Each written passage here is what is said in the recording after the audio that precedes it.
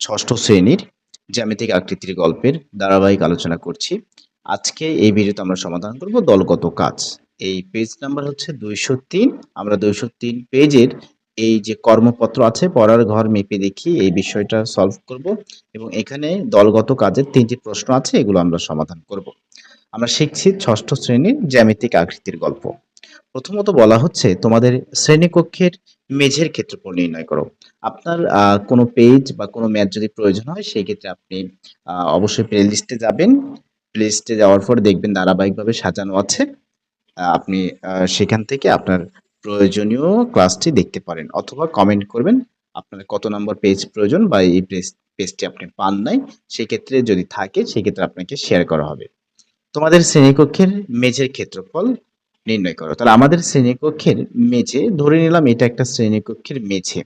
তাহলে এই মেঝের অবশ্যই দৈর্ঘ্য থাকবে এবং প্রস্থ থাকবে, সেটা যে শ্রেণীকক্ষই হোক না কেন। আমাদের স্কুলে যদি আমরা দেখি মেঝে আছে, মেঝের ক্ষেত্রফল অবশ্যই দৈর্ঘ্য থাকে, প্রস্থ থাকে, সেই ক্ষেত্রে আমরা প্র্যাকটিক্যালি এটা দেখব যে কতটুকু দৈর্ঘ্য এবং কতটুকু প্রস্থ। তাহলে সেই ক্ষেত্রে আমি কালেকশন করেছি যে আমি একটা জায়গা থেকে আমার সুবিধার্থে কালেকশন করেছি যে দৈর্ঘ্য ধরেছি এখানে 12 মিটার। আমার যে শ্রেণীকক্ষ আছে সেই শ্রেণীকক্ষের দৈর্ঘ্য ধরেছি 12 মিটার এবং প্রস্থ ধরেছি হচ্ছে 11 মিটার। 11 মিটার। এখন এই দুটা যদি আমি গুণ করে দেই, আমরা জানি ক্ষেত্রফল সমান দৈর্ঘ্য ইন্টু প্রস্থ। সেই ক্ষেত্রে 12 ইন্টু 11 তার মানে হচ্ছে 132 বর্গ মিটার। এখন হচ্ছে বর্গ মিটার। ওকে, এই হচ্ছে আমাদের ক নাম্বার প্রশ্ন শেষ। এখন এমন আকারের বর্গাকার টাইলস নির্বাচন করো যা দিয়ে সহজে শ্রেণীকক্ষটি পূরণ করা যায়। তাহলে সেই ক্ষেত্রে আমাদের যে কাজটা করতে হবে, এই যে ক্ষেত্রফল, এই ক্ষেত্রফলের গুণনীয়ক বের করতে হবে। হ্যাঁ, তাহলে ক হতে পায়, আমি এখন খ নাম্বার সলভ করছি, লিখব ক হতে পায় যে মেঝের ক্ষেত্রফল 132 বর্গ মিটার। এই কথাটা একটু লিখবেন, মেঝের ক্ষেত্রফল 132 বর্গ মিটার। এখন আমরা কি করব, এই 132 এর গুণনীয়ক বের করব। তাহলে 1 ইন্টু 132, এরপরে যদি আমি 2 দেই তাহলে 2 ইন্টু 2 দিয়েও করা যাবে, সেই ক্ষেত্রে 132 এর অর্ধেক যেটা সেটা হবে। হ্যাঁ, তাহলে আমরা যদি দেখি 2 দিয়ে করলে আমাদের রেজাল্ট হচ্ছে 6। এরপরে 3 দিয়েও এই 132 কে ভাগ করা যাবে, সেই ক্ষেত্রে আমরা পাবো 44। এরপরে 4 দিয়ে ভাগ করা যাবে, সেই ক্ষেত্রে আমরা পাবো 22। 4 দিয়ে করলে 33 পাবো। 3 4 12 2, 3 4 12 13। হ্যাঁ, এরপরে আমরা 5 দিয়ে এটাকে ভাঙতে পারবো না, 6 দিয়ে ভাঙতে পারবো। তাহলে 6 ইন্টু 22। এরপরে আমরা 11 ইন্টু 22ও করতে পারি। এগুলো একটু মনে রাখতে হয়, আর এগুলো যে যত প্র্যাকটিস করবে সে তত পারবে। হুম, বাহ। এখন তাহলে এই যে গুণনীয়কগুলো আমরা পেয়েছি, 132 এর গুণনীয়ক 1 পেয়েছি, 2 পেয়েছি, 3 পেয়েছি, 4 পেয়েছি, 6 পেয়েছি, 11 পেয়েছি, 22 পেয়েছি। হ্যাঁ, 22 এ একটা লিখে ফেললাম। 33 পেয়েছি, 44, এরপরে পাচ্ছি 66, 132। এখন আমাদের খেয়াল রাখতে হবে যে এই যে বর্গাকার টাইলস যদি আমরা নির্বাচন করতে চাই, সেই ক্ষেত্রে বর্গাকার দুইটা বিষয়, একটা হচ্ছে 1 এবং একটা হচ্ছে 4, এগুলো আমরা কি করতে পারবো, বর্গ করতে পারবো। তাহলে আমরা এই ঘরের মেঝেতে সর্বোচ্চ 1 বর্গমিটারের টাইলস বসাতে পারবো, দৈর্ঘ্য প্রস্থ মানে বর্গাকারই যেহেতু, তার মানে দৈর্ঘ্য প্রস্থ তো একই হবে। বর্গাকার বলতে আমরা কি বুঝি, যে যার দৈর্ঘ্য এবং প্রস্থ সমান হবে, এদিকেও 2 হবে এদিকেও 2 হবে। হ্যাঁ, চারোপাশ দিয়ে 2 হবে, অথবা চারোপাশ দিয়ে 1 হবে, 1 হবে। আর কিন্তু কোনোটা বর্গ সংখ্যা নাই, পূর্ণবর্গ সংখ্যা নাই এখানে। তাহলে আমরা লিখে দেব যে 1 ও 4 যেহেতু পূর্ণবর্গ সংখ্যা, গুণনীয়কগুলোর মধ্যে 1 ও 4 পূর্ণবর্গ সংখ্যা, এই কথাটা খুব সুন্দরভাবে লিখবো। অতএব 1 বর্গমিটার অথবা 4 বর্গমিটার বর্গাকার টাইলস দ্বারা শ্রেণীকক্ষের মেঝে পূরণ করা যাবে, এই কথাটা জাস্ট লিখে দেব। হ্যাঁ, যে 1 বর্গমিটার অথবা 4 বর্গমিটার বর্গাকার টাইলস দ্বারা শ্রেণীকক্ষের মেঝে পূরণ করা যাবে। কিন্তু 4 বর্গমিটার টাইলস দ্বারা একটু আর্লি হবে, সহজেই ইয়ে করা যাবে, কারণ একটু বড় টাইলস বসালে একটু তাড়াতাড়ি হবে। আর 1 বর্গমিটার হলে একটু অনেকগুলো লাগতেছে আর কি, 132টি টাইলসই লাগতেছে। আচ্ছা, আমরা এর পরেই সে তার উত্তরটা পেয়ে যাব মেবি। শ্রেণীকক্ষের ভিতরের, সরি এটা না, এইটা। এবার কতগুলো টাইলস লাগবে তার একটা আনুমানিক হিসাব করো। যদি আমরা ১ বর্গ মিটার, এটা সহজ হিসাব। ১ বর্গ মিটার টাইলস যদি আমরা বসাতে চাই তাহলে ১৩২/১, অর্থাৎ ওই ক্ষেত্রফল যে জায়গায় আমরা বসাবো তার ক্ষেত্রফল, আমি আগের ভিডিওতে বলেছি যে জায়গায় আমরা টাইলস বসাবো সেই জায়গার ক্ষেত্রফল এবং যে টাইলসটা বসাবো সেই টাইলসের ক্ষেত্রফল নিচে ভাগ করতে হবে। তার মানে সেই ক্ষেত্রে ১৩২টা টাইলস লাগবে। এটা একটা উত্তর। আর যদি আমরা ৪ বর্গ মিটারের টাইলস বসাই সেই ক্ষেত্রে আমরা এটাকে ভাগ করলে পাচ্ছি ৩৩, ৩৩টি। আর এটা হচ্ছে ১৩২টি। তাহলে আমাদের এখানে ২টা অপশন, ২টা স্টেপ আমরা আমাদের খাতায় সুন্দর করে উঠাবো যে ক হতে প্রাপ্ত শ্রেণীকক্ষের মেঝের ক্ষেত্রফল ১৩২ বর্গমিটার। শ্রেণীকক্ষটির মেঝে ১ বর্গমিটার টাইলস দিয়ে যদি নির্ণয় করতে চাই সেই ক্ষেত্রে আমাদের টাইলস লাগবে ১৩২/১ সমান ১৩২টি। আর যদি ৪ বর্গমিটার দিয়ে ৪ বর্গমিটার ক্ষেত্রফল টাইলস যদি আমরা বসাতে চাই সেই ক্ষেত্রে আমাদের টাইলস সংখ্যা হবে ১৩২/৪ সমান ৩৩টি। খুব সুন্দরভাবে এই কথাগুলো নিজের মতো করে লিখতে হবে, তাহলে আপনি ম্যাথমেটিক্স শিখতে পারবেন। আমি হুবহু আপনাকে একদম প্রিন্ট করে একদম পিডিএফ করে দিয়ে দিলাম, আপনি দেখে দেখে লিখবেন তা কিন্তু হবে না। একটু আইডিয়া নিতে হবে এবং নিজে নিজে আপনাকে এগুলো খাতায় সুন্দরভাবে উঠাতে হবে। তো এখন যদি আমরা এই ৩টি প্রশ্ন দেখি যে তোমার পড়ার ঘরটির মেঝের ক্ষেত্রফল কত? তার মানে আমার পড়ার ঘরে মেঝের দৈর্ঘ্য এবং প্রস্থ জানা উচিত। তো আমি আমার ইচ্ছে মতো বা একেকজনের পড়ার ঘর তো একেক রকম, কারোটা বড় কারোটা ছোট। তো সেই ক্ষেত্রে পড়ার ঘরের যে মেঝে আছে সেই মেঝের দৈর্ঘ্য এবং প্রস্থ আমাদেরকে মেপে নিতে হবে। তাহলে আমি ধরে নিলাম যে আমার পড়ার ঘরের দৈর্ঘ্য হচ্ছে 3.5 মিটার এবং প্রস্থ হচ্ছে 2.4 মিটার। সেই ক্ষেত্রে আমি ক্ষেত্রফল পেয়ে যাব এই দুটোকে গুণ করলেই। এই কথাগুলো একটু বাংলা দিয়ে আমরা উপরে লিখবো। তার মানে 8.4 বর্গ মিটার। এই হচ্ছে আমার এই প্রথম প্রশ্নটির অ্যান্সার। শেষ হয়ে গেল। এখন আমরা যদি দেখি যে ওই মেঝেতে সম্ভাব্য কতটি টাইলস লাগবে, তাহলে আমি আগেই বলেছি যে টাইলস সংখ্যা যখন আমরা বের করব সেই ক্ষেত্রে যে জায়গায় টাইলস বসাবো সেটাকে উপরে, তার ক্ষেত্রফলকে উপরে বসাবো। দেন নিচে যে টাইলসটা, এটা বর্গাকার টাইলস হতে পারে, আয়তাকার টাইলস হতে পারে, যে টাইলসটা বসাবো তার ক্ষেত্রফল নিচে। তাহলে আমি অনুমান করে ধরে নিলাম যে আমার যে টাইলসটা বসাবো এটা 0.4/0.5, অর্থাৎ দৈর্ঘ্য এবং প্রস্থ 0.4 ইন্টু 0.5। হ্যাঁ, এটা দৈর্ঘ্য ধরে নেন 0.4 এবং 0.5 এবং প্রস্থ ধরে নেন 0.4। তাহলে এখন এই যে উপরে টাইলসের ক্ষেত্রফল আর নিচে যে টাইলসটা বসাবো তার ক্ষেত্রফল যদি আমরা দিয়ে দিই সেই ক্ষেত্রে কিন্তু আমরা কতটি টাইলস লাগবে সেটা কিন্তু আমরা বের করতে পারবো। এটাকে ক্যালকুলেশন করলে পাবো 42টি। ওকে, এই হচ্ছে আমাদের টাইলসের কতটি টাইলস লাগবে এটা আমরা বের করে ফেললাম। এটা হচ্ছে আমাদের মতো করে। টাইলস আপনি কতটুকু বসাবেন এটা আপনার ব্যাপার। হুম, আপনার পড়ার ঘরের দৈর্ঘ্য এবং প্রস্থ কতটুকু হবে এটা আপনার হিসেবে আপনি এখানে গুণ করে ফেলবেন।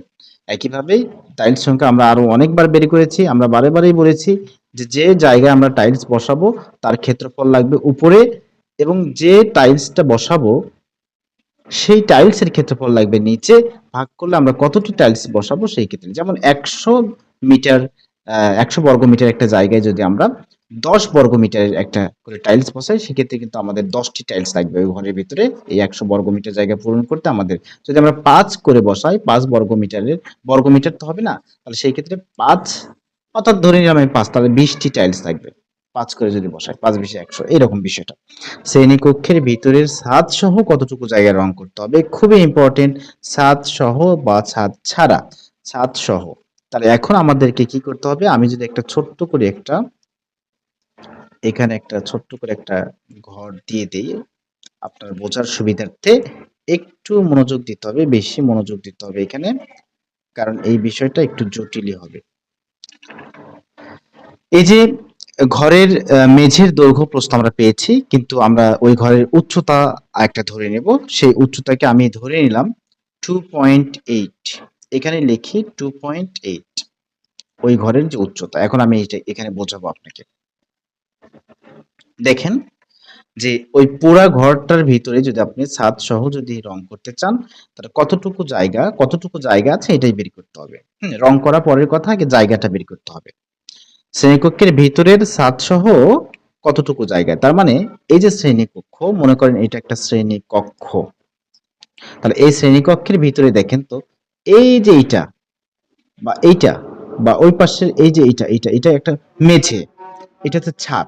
তার মানে মেঝে যতটুকু, ছাদের মেঝের ক্ষেত্রফল যতটুকু, ছাদের ক্ষেত্রফল ততটুকুই। তার মানে আমি যদি এখন এই যে 8.4 যে মেঝের ক্ষেত্রফল আছে এটাকে যদি 2 দিয়ে গুণ করে দেই 8.4 কে, তাহলে আমি এই মেঝেটা এবং আমার এই ছাদটা কিন্তু কমপ্লিট হয়ে গেল। আপনি নিজেই চিন্তা করে দেখেন। আপনি যদি এখন কোনো রুমের ভিতরে থেকে থাকেন তাহলে দেখেন মেঝে যতটুকু ছাদও ততটুকুই হয়ে থাকে নরমালি।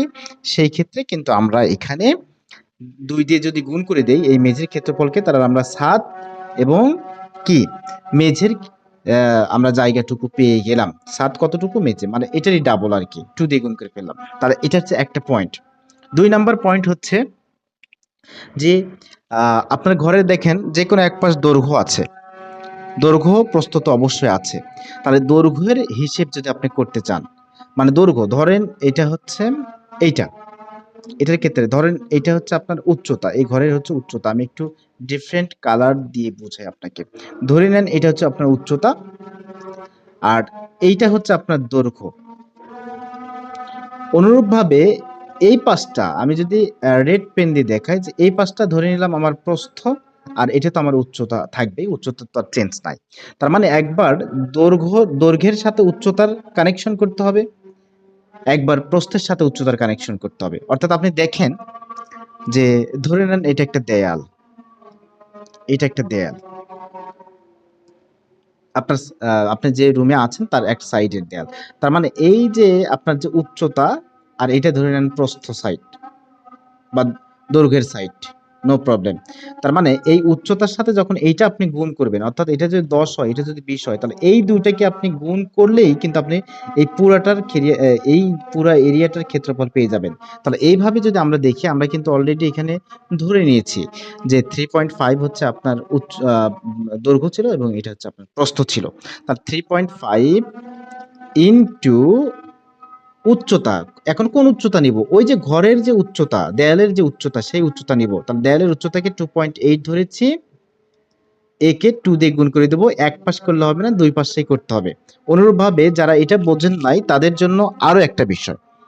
এখন আপনি দেখেন যে আপনার যে প্রস্থ বরাবর যে দেয়ালটা আছে সেই দেয়ালের উচ্চতার আগে দিয়ে দেন। সেই দেয়ালের উচ্চতার আগে দিয়ে দেন, হ্যাঁ? দেয়ালের উচ্চতা তো দুই পাশেই একই হবে। এবং সেই বরাবর আপনি প্রস্থটা দিয়ে দেন। প্রস্থ কত ধরেছি আমরা? 2.4 ধরেছি। একটু ভালো করে বুঝতে হবে এই জায়গাটা, খুবই ইম্পর্টেন্ট। প্রস্থ আমরা এটা ধরেছি। তাহলে শুধু এটা আমরা এক সাইড হিসাব করলাম, কিন্তু আমাদের দুই সাইড হিসাব করতে হবে। এইজন্য 2 দিয়ে আমরা গুণ করেছি। তার মানে প্রথমত আপনার হচ্ছে মেঝে এবং হচ্ছে ছাদ, এইটা মেঝে এবং ছাদ। দ্বিতীয়ত আমরা দেখলাম যে দৈর্ঘ্য বরাবর যে দেয়ালটা আছে সেই দেয়ালের উচ্চতা ইনটু দৈর্ঘ্য দিয়ে আমরা এক পাশ হিসাব করলাম, কিন্তু 2 দিয়ে গুণ করলে দুই সাইডেরটা আমরা হিসাব করে ফেললাম। অনুরূপভাবে প্রস্থ ইনটু দেয়ালের উচ্চতা, প্রস্থ ইনটু দেয়ালের উচ্চতা মানে প্রস্থ বরাবর যে দেয়াল ছিল সেই দেয়ালের উচ্চতা আমরা বের করলাম। ক্ষেত্রফল দুই সাইডে, এই জন্য 2 দিয়ে গুণ করে দিলাম। এইটাকে আমরা যদি ক্যালকুলেশন করি, এটা একটু নিজ দায়িত্বে আপনাকে ক্যালকুলেশন করে নিতে হবে। হুম, যদি আপনি ছাদ ছাড়া যদি করেন, অর্থাৎ এই 2 দিয়ে যদি গুণ না করেন, এগুলো ঠিক আছে। আমাদের দৈর্ঘ্য বরাবর যে দৈর্ঘ্য এবং আম দেয়ালের উচ্চতা নিয়ে যে কাজটা করেছি এবং প্রস্থ এবং দেয়ালের উচ্চতা নিয়ে যে কাজ করেছি, এগুলো আমাদের ঠিক আছে। মানে দেয়ালের 4 সাইড কমপ্লিট।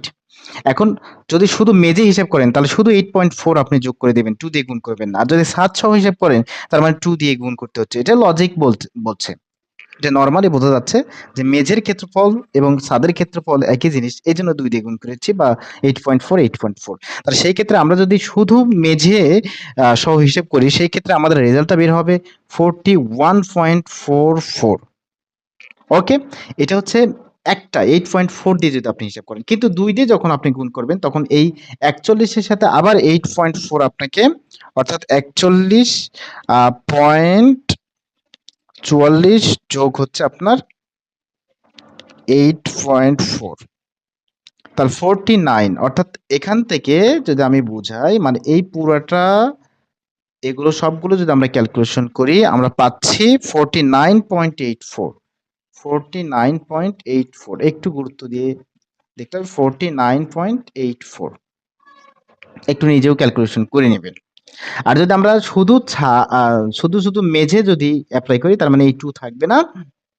সেই ক্ষেত্রে অ্যান্সার হবে 41.44। যেহেতু ছাদ সহ বলেছে তার মানে আমাদের অ্যান্সার হচ্ছে 49.84। আপনি দেখবেন অনেক জায়গায় হয়তো শুধু মেঝে নিয়ে হিসেব করেছে। অনেক জায়গায় আপনি দেখতে পারবেন শুধু মেঝে নিয়ে হিসেব করেছে, হ্যাঁ? আর যদি আপনি ছাদ সহ হিসাব করতে চান অবশ্যই 2 দিয়ে গুণ করতে হবে। আর 2 দিয়ে যখনই গুণ করবেন তখন 49.84 রেজাল্ট বের হবে। আর যখন 2 দিয়ে গুণ করবেন না তখন 41.44 গুণ করতে হবে।